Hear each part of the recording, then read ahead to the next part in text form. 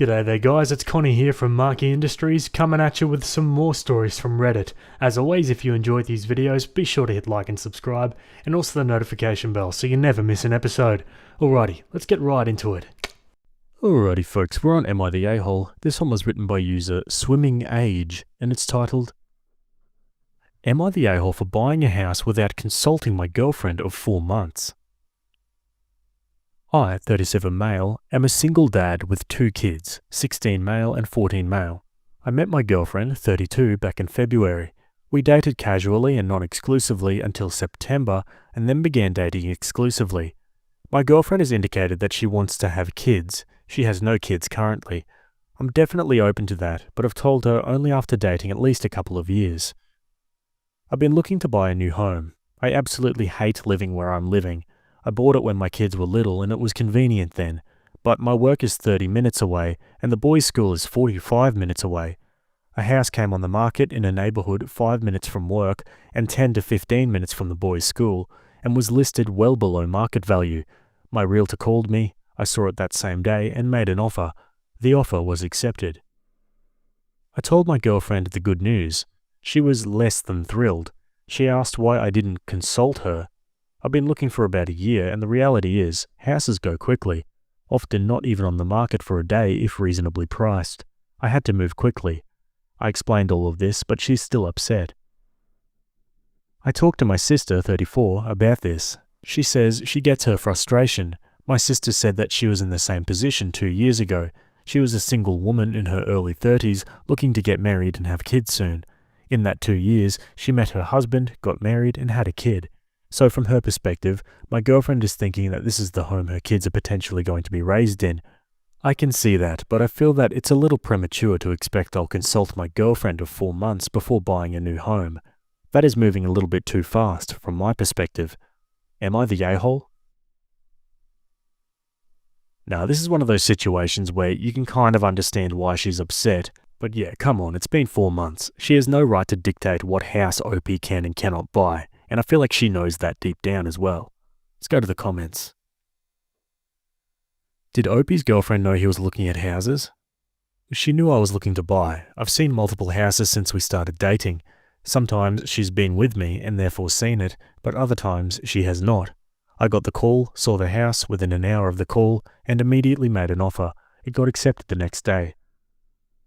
One downvoted commenter says, You're the a-hole for thinking about having more kids when you'll be almost 40 and the kids you have are already 16 and 14.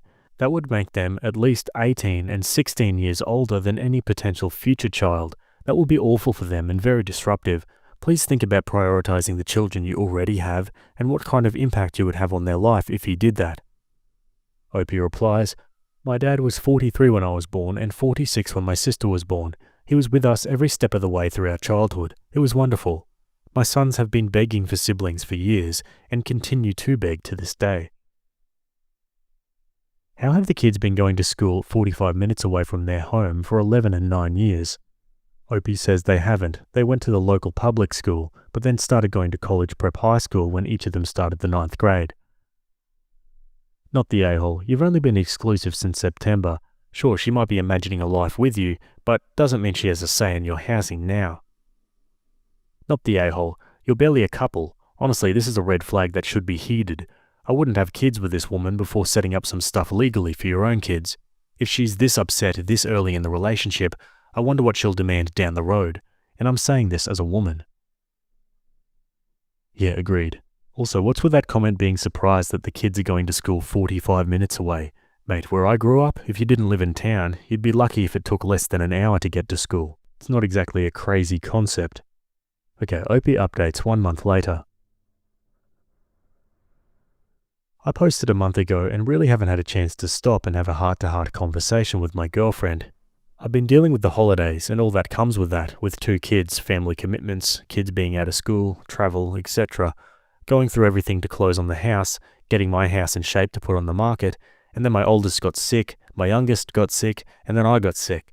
We were finally able to basically set aside a day on Sunday for just the 2 of us to go really in depth.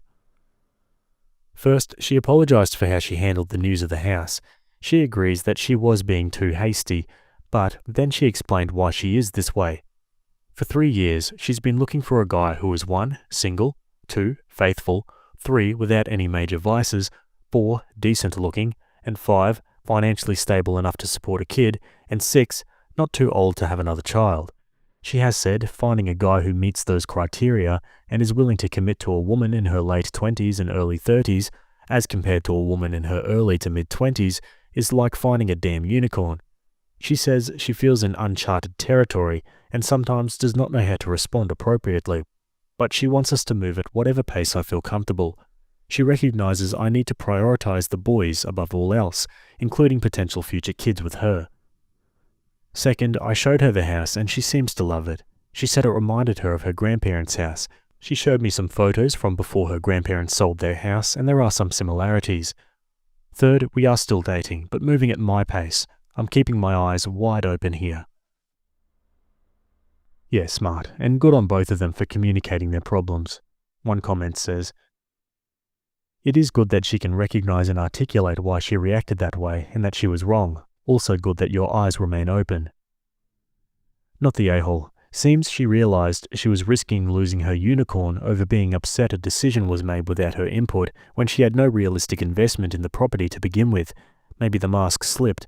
Maybe she's being honest in her explanation. I think you're smart to keep your eyes wide open. You may be a unicorn to her, but she may be a snake in waiting for you. Not the a-hole. You've got kids and a job to juggle. You need a house that works for your life now, not a hypothetical future that might not even happen. 4 months isn't long enough to expect a say in where you live. Yeah, simple as that. What are your thoughts? Let me know in the comments below. Anyway, we're going to leave that story there and move on to another one. Alrighty, same subreddit. This one was written by user Empress of the Backhigh, and it's titled, "Am I the a-hole for telling my housemate she can't give me unsolicited advice? I, 27 female, have a strange living situation. I live with a family, Chris, 65 male, Danielle, 59 female, and their daughter, and do household chores in exchange for rent.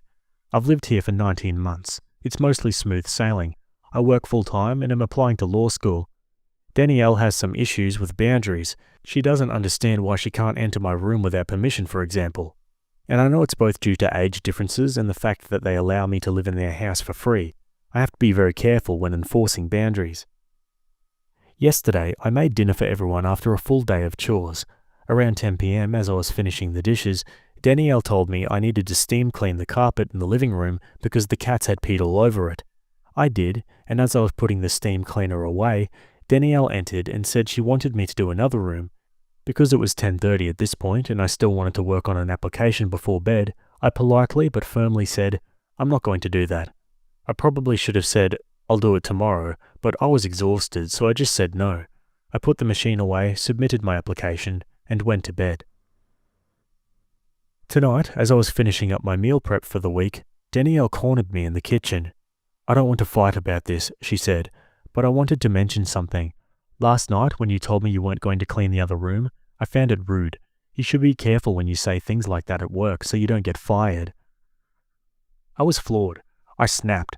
"Danielle, you haven't had a job since before I was born. You don't get to give me advice about how to act in the workplace."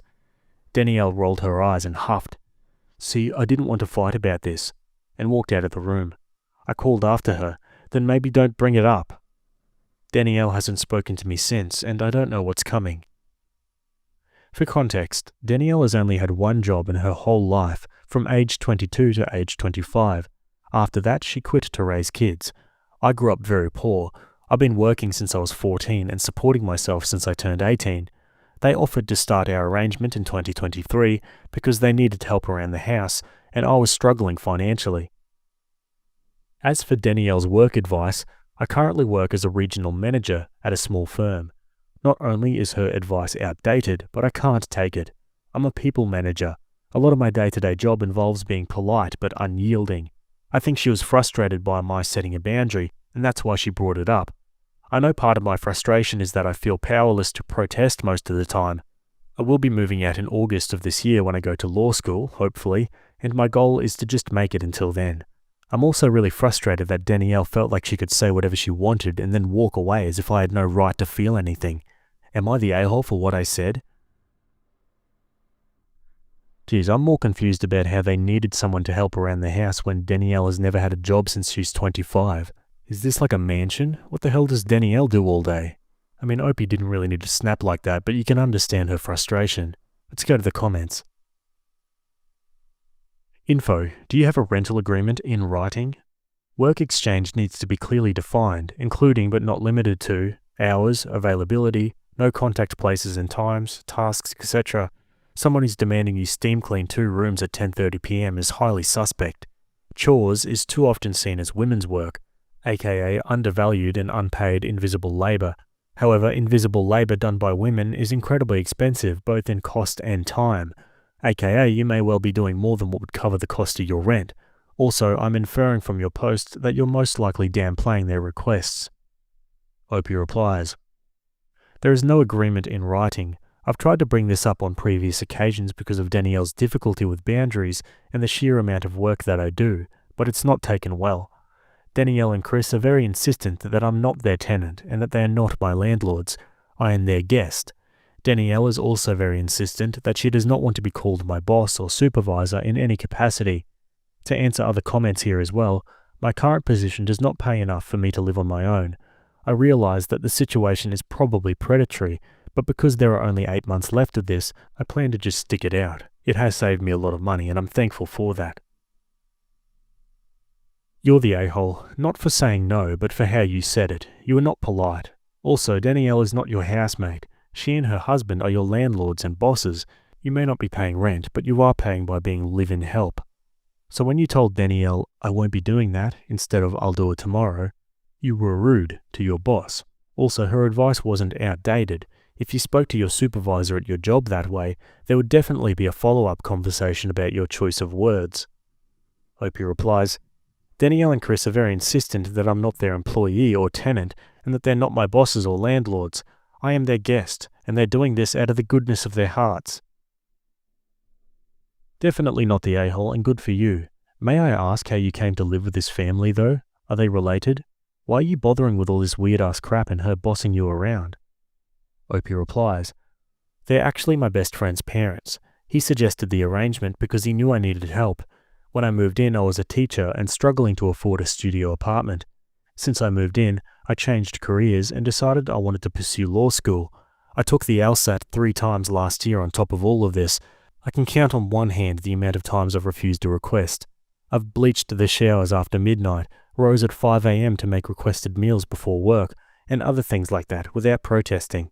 I see this as an opportunity to make my life better in the long term while surviving short term. I just wanted to say no this time because, truthfully, I physically couldn't handle fulfilling the request. Danielle was insistent it had to be done immediately because they wanted to go to bed at 11 p.m, but I just couldn't do it. Yeah, interesting. A bit of a mix in the comments there, but ultimately she came out with a verdict of you're the a-hole. What do you guys think? Let's go to a mini update the next day. I was voted the a-hole, which I understand. What I do adds up to about $2,000 per month if you go by the standard of $20 an hour or about 100 hours a month. Most of those hours are concentrated on weekends and 2 to 3 evenings per week. I make enough food that there are leftovers so I can have a couple of nights off. Included in those hours is a lot of care for their adult daughter who lives with us and is disabled. If I babysit the house pets while the housemates go on vacation, which happens a lot, I charge a $20 a day stipend. We have 2 dogs, 3 cats, a gecko, and some fish. One of the cats is mine. This is why I clean the carpet without protest, because it's just as likely the pee was his as any of the other cats. I've said no to requests 3 times in 19 months, and each time has been met with pushback like this. All 3 were due to the time of night they were asked. A lot have called this a form of modern-day slavery, and I see where you're coming from. I've been fine with this situation remaining largely undefined, because even when I protest at chores, I haven't been threatened with eviction. I entered into this situation at a time when I was overwhelmed and desperate. It might be predatory, but it was the best opportunity I had. I could have protected myself better going in. As to why I stay in it, it's because there's an end date in sight, and it will set me up well to keep funneling money into savings for the next few months. If I were evicted, it would suck, but I'd be fine. It's not ideal, but it works. I recognize that I should have worded my response better than I did at the time. However, I do want to push back on the idea that I have to do everything they say because they own the house. If a boss demands overtime from me that's not previously agreed on, I am allowed to say no, and I have done it many times without affecting my employment whatsoever. In fact, my current boss, who I've done this with the most, often using the same wording as here, wrote me an excellent letter of recommendation for law school. Times have changed since the 1980s, and saying no to bad demands is becoming more and more acceptable. What she meant when she said, "You should be careful when you say things like that at work," was that I shouldn't be assertive at all in a situation where I'm subordinate, which I very much think is outdated advice.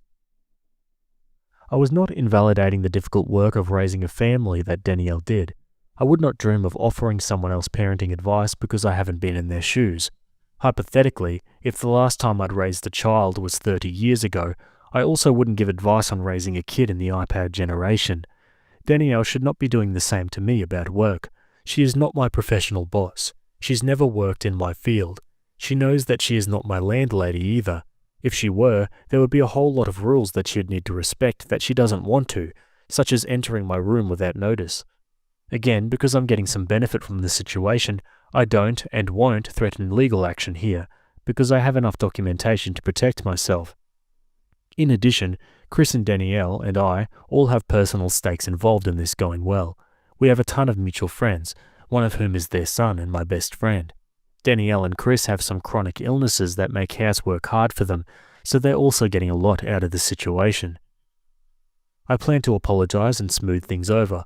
I'll follow much of the advice mentioned here about protecting myself better moving forward. Perhaps naively, I hope this will end well. Danielle and I actually get along very well most of the time. We don't hate each other by any means, and we both ultimately want to see the other happy. That's why this has worked for so long. To everyone who says that the situation proves I don't have what it takes to be a lawyer, don't worry, you'll probably never be my client. Eat that. And I guess that solves the question I had about why they would need help with the housework. Turns out they have chronic illnesses, so fair enough. Okay, on to another update, 2 days from the original.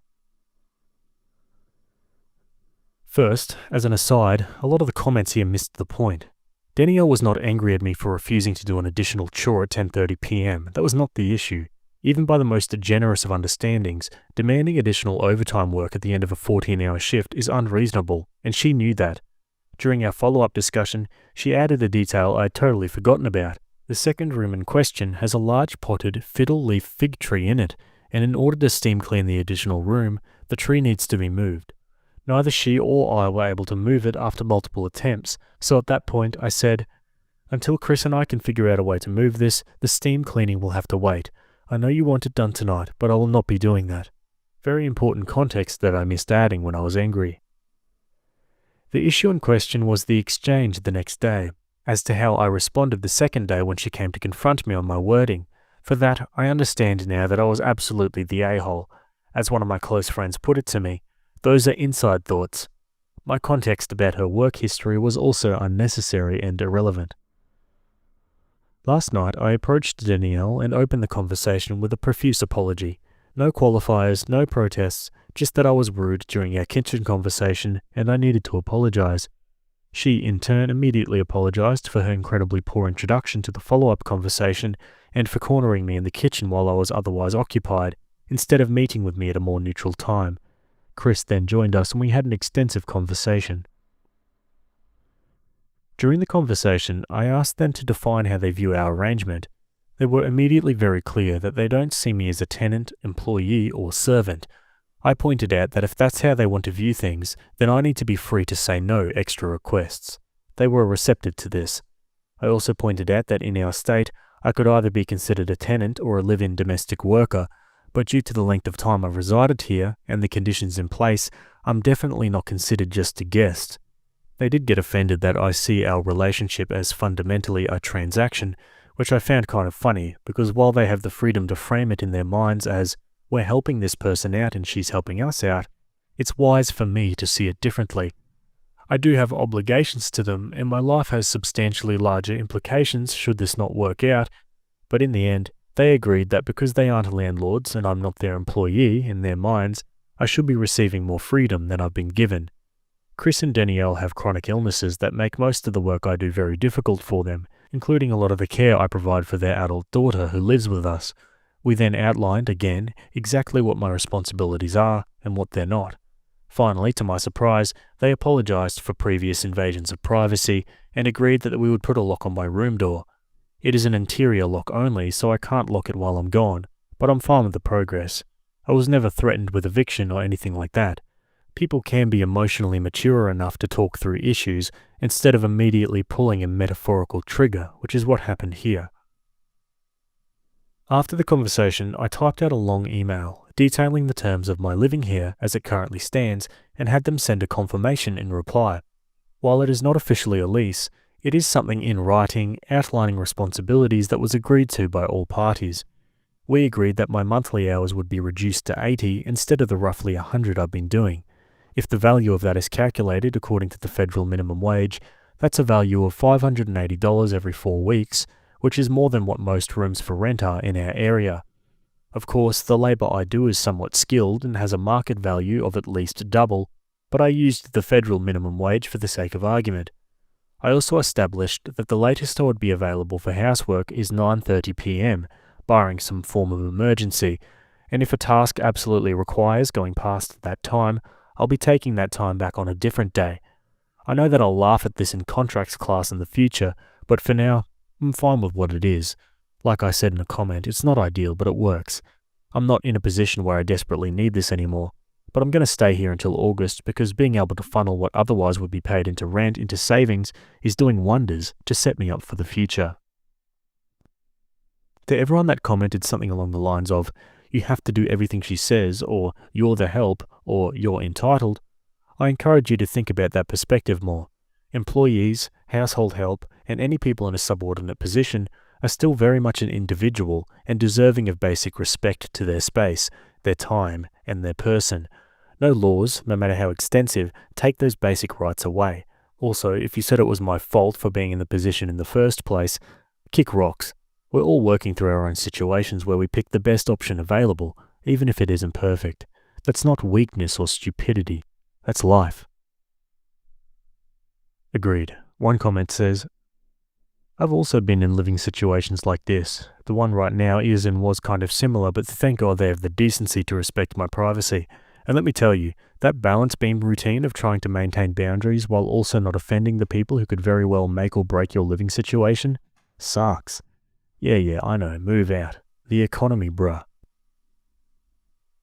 I hope for OP's sake she internally went, ha, to that and got a freaking camera for her room to monitor it while she's gone, while not breathing a word that it's there to them. The whole point of a lock is to maintain privacy, but also security.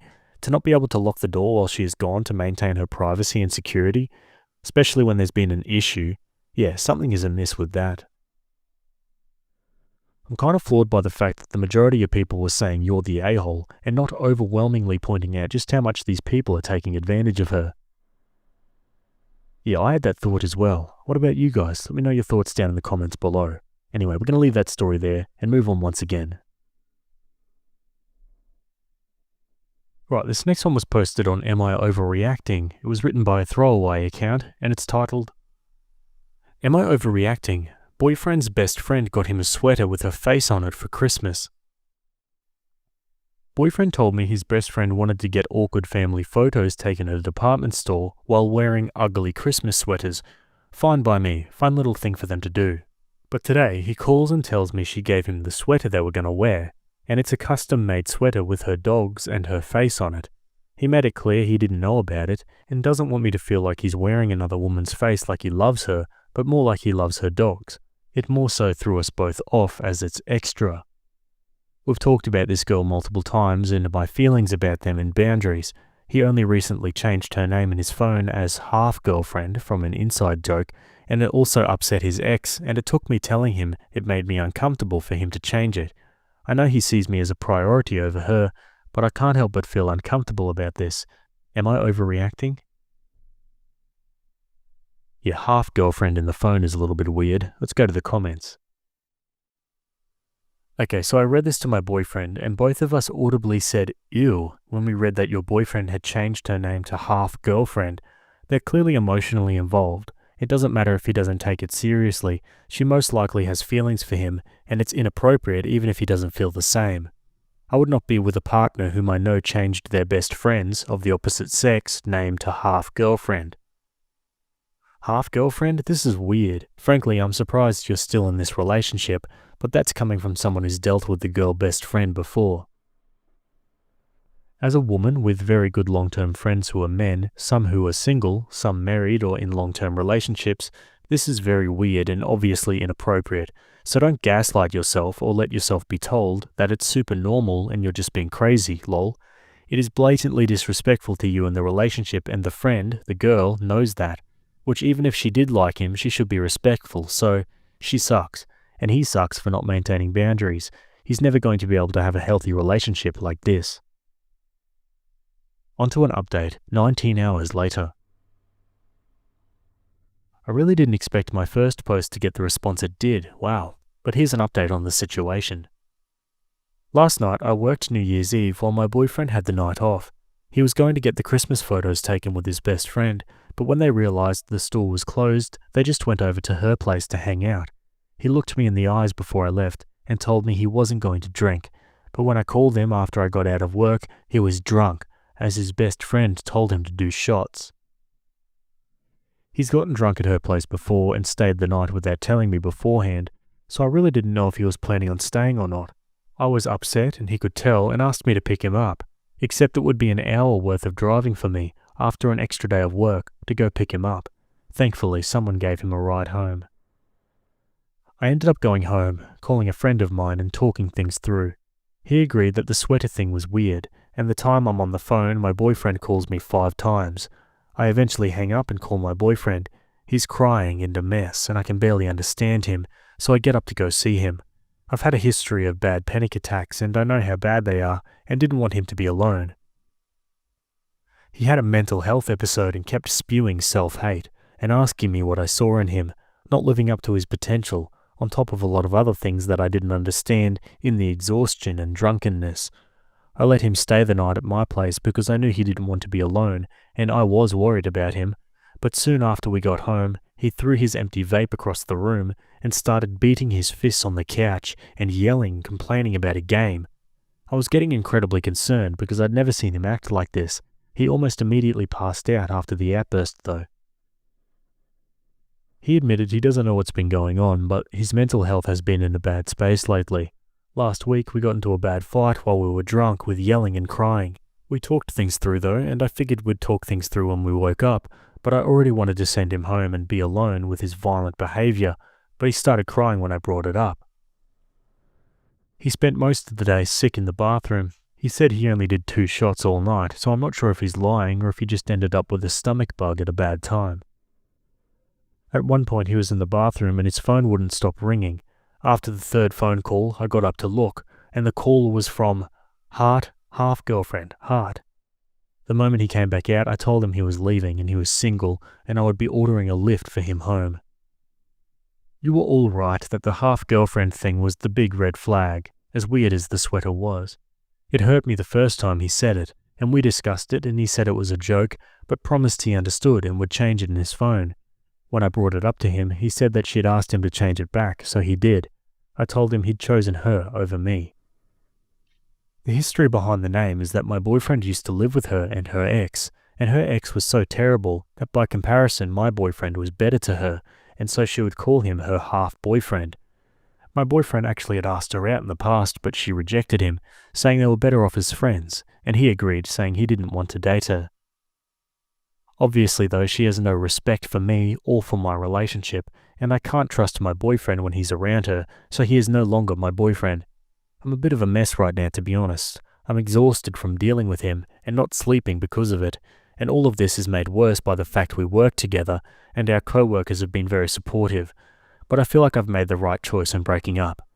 Here's to starting off 2025 single. One comment says, "Great choice dumping him, OP. Now make it a complete 100% no contact going forward."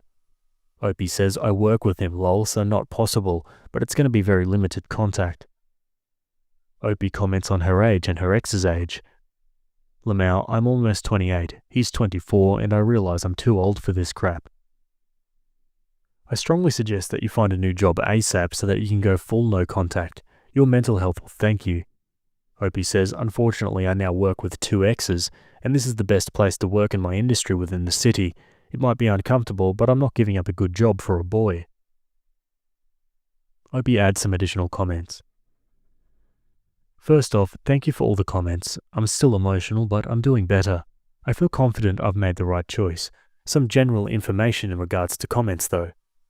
Those of you that guessed he would come crawling back have already been proven correct. He texted me that he's doing better physically at least, and wants to do better for me. I told him I'd like to have a real conversation. I only want to talk to give us, or more so me, the dignity of closure and to end things like adults, especially with us working together. I really don't have any desire to get back with him. I genuinely don't think he's mature enough for an adult relationship, and there's too many changes that'd need to happen for me to be happy with him. I wish the best for him, but I don't feel like I need to be there waiting for his progress.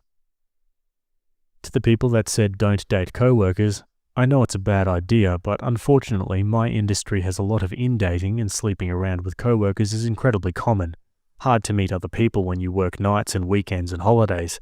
He was a good friend of mine before we even started dating, and I'd already liked him for a while, so I made a calculated decision, but God, am I bad at math. I genuinely don't think he got drugged. He's a lightweight with alcohol, and he was also smoking that night, but I do think he may have drank more than he let on, or did some drug that he knows that I wouldn't approve of.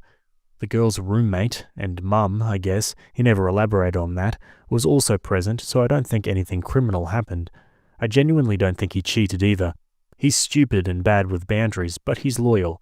At the very least, I'd like to believe he didn't cheat, as my last relationship ended with cheating, and I really don't want to think it's happened twice. Additional info is that he admitted to mixing up mine and her names all night, which just adds onto the pile of red flags. Someone adds, I have a feeling the ex is always going to only have half a girlfriend.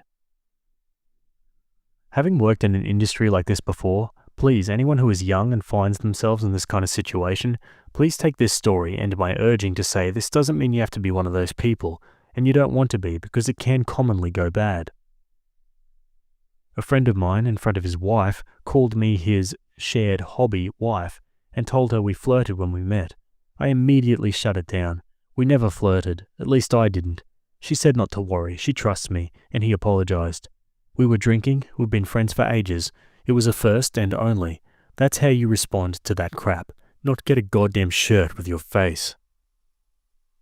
Yeah, absolutely. I mean, it's clear that they were involved emotionally in one way or another. Whether or not they wanted to admit it is another story. What do you guys think? Let me know your thoughts in the comments below. Anyway, let's move on once again to another story. Okay, this next one was written by a throwaway account, and it's titled, My friend with benefits said I love you during sex.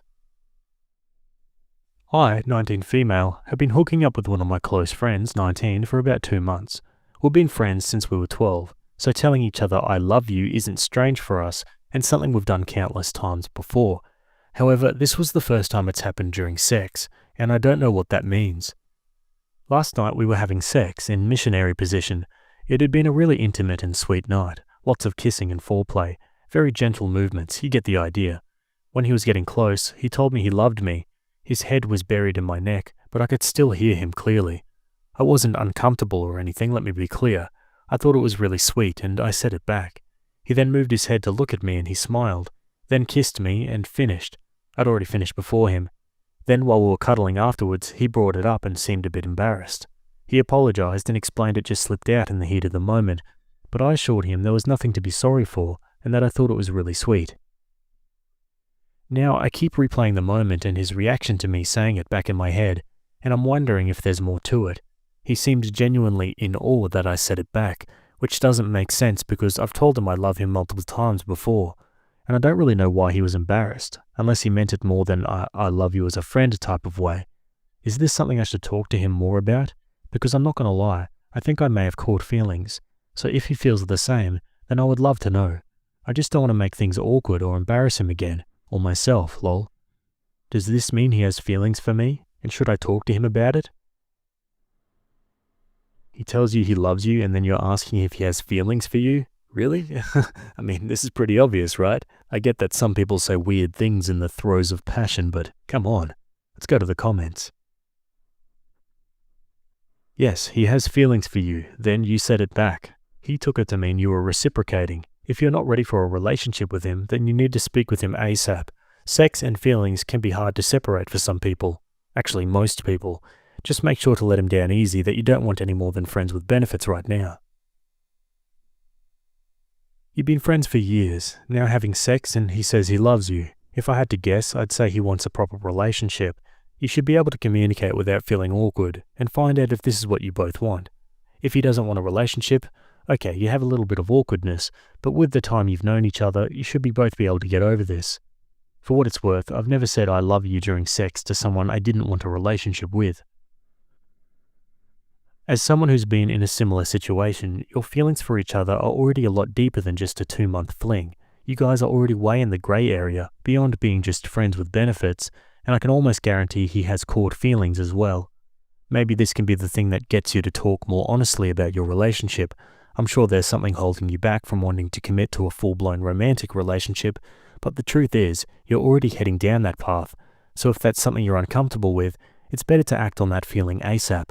But if you're excited by it, then quit playing games, haha. Alrighty, onto an update. I was not expecting my post to get much attention. Many people have asked for an update, so I decided to make a separate post for that. I tried posting it to the sub, but I think it got deleted, so I'm posting it to my account. But before I give an update, I want to address a couple of things. Before I turned my chats off, as some people are very strange, I got a few DMs asking how we got together in the first place, and I didn't know if other people were curious about that as well. We both grew up in very conservative and sex-negative households. Basically, our only sex education was simply, don't do it. So sex had been a weird topic for both of us for some time. We were in the same homeschool group, and that's how we met and became friends. A few months ago, we ended up talking and decided to give our virginities to each other, which then progressed into a friends with benefits relationship, and so far, we've only ever slept with each other. I also tend to be a very oblivious person when it comes to people having feelings for me. Even when the signs are obvious, blaring in all caps and neon letters, I'm still like, I wonder what they mean by that, or not even give it another thought. I know it's bad and I've been trying to work on it, but sometimes I still miss, lol. Okay, now what you've been waiting for. I really sat down with myself and thought hard about how I feel, and I figured out that I do love him. Like, I'm pretty damn bad to be honest, lol.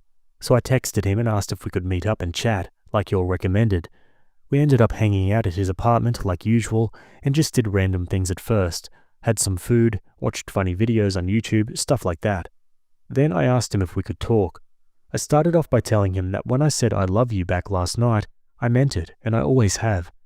Then I asked him what he meant when he told me he loved me, and that I just want us to be honest with each other, because I love him and nothing could change that.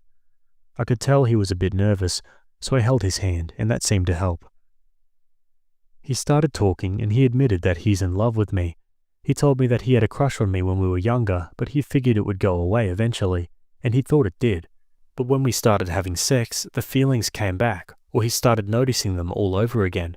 And last night was really emotional for him, so the words just slipped out without him thinking about it.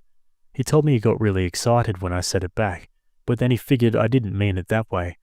That's why he reacted the way he did. I could tell he was still really nervous now. I told him I meant it, and that I'm in love with him too. The look on his face. We were both very happy and relieved. We talked some more and agreed to be official and exclusive. Kissed some, did some other things, lol. Some tears may have been shed. It was a very emotional time, haha. So yeah, happy to report a happy ending here. Thanks you all. Oh great, and that's about as good as it gets on Reddit, I think. Let's read some final comments. Realizing you're in love with someone after you bang them and tell them you love them is hilarious. Truly, God smiles on children, drunks and fools. This is a good place to stop Reddit if it's the end of your day. Editor add, this is a good story. Sorry for the confusion. I know she said she's oblivious, but come on. Yeah, so I've been having sex with my friend for several months. We really like each other, tell each other we love each other pretty often outside the bedroom. We lost our virginities to each other and we're completely exclusive to each other. We're friends with benefits. These two idiots have been dating for at least 6 months to a year without knowing it. I'm disgustingly happy for them. Yeah, 100%. But just be glad that they're finally back on planet Earth with the rest of us. And I agree with that other comment. I think this is a good place to stop for the day. So that's it from me for today. Hope you guys enjoyed those stories. Thanks for making it to the end. And I'll see you all in the next video. Have a good day. Cheers.